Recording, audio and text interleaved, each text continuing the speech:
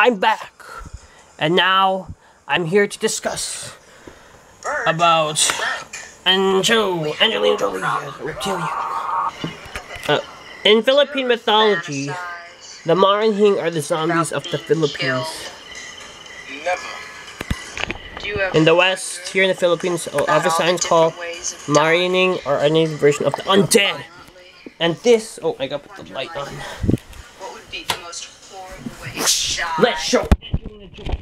I've already put Angelina Jolie as an Alpha Draconian, and Brad Pitt, and Madonna. Now let's show them, since most people are familiar as Alpha Draconians as like bird-like, reptile-like, I'm just gonna show them as like reptiles, but they're really bird-like.